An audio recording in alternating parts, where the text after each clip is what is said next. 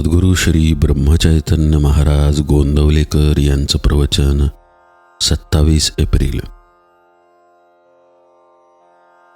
नामधारकाने टाळायच्या गोष्टी. आपले विचार स्वार्थाचे नसावेत. स्वार्थामध्ये अभिमान नेहमी जागृत असतो. स्वार्थी मनुष्याला जगात सुख मिळणे कधीही शक्य नाही. नीतीची बंधने पाळा. परस्त्री माते समान माना. प्रपंचात एकपत्नीव्रताने राहणारे गृहस्थ लोक ब्रह्मचारीच होत. परद्रव्याची अभिलाषा धरू नका. त्याला विष्ठे समान माना. दुसऱ्याच्या पैक्याचा अभिलाष धरण्यात आपला किती घात आहे याची नुसती कल्पनाच केलेली बरी. परस्त्री परद्रव्य यांच्याप्रमाणेच परनिंदा ही अत्यंत त्याज्य आहे. परनिंदेने न कळत आपण आपलाच घात करत असतो. परनिंदेमध्ये दुसऱ्यांच्या दोषांचे चिंतन होत असल्याकारणाने ते दोष आपल्याकडे येत असतात. या सर्व गोष्टी सांभाळून तुम्ही नाम घ्या. नामाचे प्रेम तुम्हाला अगदी खात्रीने येईल.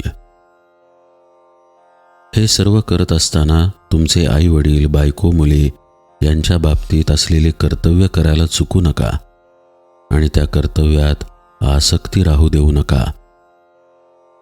कोणत्याही मोबदल्याची अपेक्षा न ठेवता केलेले कर्म हे कर्तव्यच होय. ते कर्तव्य सांभाळून नीतिधर्माने वागून आपला प्रपंच करा आणि भगवंताचे स्मरण ठेवा. मग तुमचा प्रपंचच परमार्थ रूप बनून भगवंताचे प्रेम तुम्हाला मिळेल हा माझा भरोसा तुम्ही बाळगा. प्रपंच हा मिठासारखा आहे. भाकरीत मीठ किती घालायचे असते तर अगदी थोडे, फक्त चवीपुरते. परंतु आपण मिठाची भाकरी करतो आणि त्यात परमार्थाचे चिमूटभर पीठ टाकतो. मग ती भाकरी खाता येईल का? खरे समाधान मिळाल्यावर मनुष्य खेळासारखा प्रपंच करतो. त्यामध्ये तो वर चढला किंवा खाली पडला तरी सारखाच राहील. दुसऱ्याने डाव टाकल्यावर तो आपणही डाव टाकील. पण डाव हारला किंवा जिंकला तरी त्याला त्याची पर्वा राहणार नाही.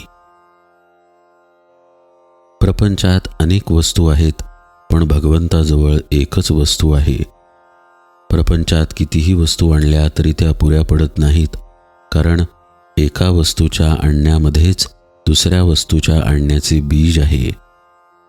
पण भगवंताचे तसे नाही. भगवंताची वस्तू एकदा आणली की पुन्हा ती आणायला नको. समजा एका दुकानात पुष्कळ माल भरलेला आहे, पण आपल्याला पाहिजे ती वस्तू तिथे नाही, म्हणजे आपल्या दृष्टीने तिथे काहीच नाही. त्याचप्रमाणे सर्व प्रकारच्या मानसिक शक्ती असून तिथे भगवंत नसेल तर त्या असून नसून सारख्याच समजाव्यात. परमात्म्याला प्रपंचरूप बनवण्याऐवजी आपण प्रपंचाला परमात्मरूप बनवावा. यातच जन्माचे सार्थक आहे. परमार्थात अहंकार मिसळला की तो प्रपंचच झाला. प्रपंचातला अहंकार दूर झाला की तो परमार्थच. जानकी जीवन स्मरण जय जय राम.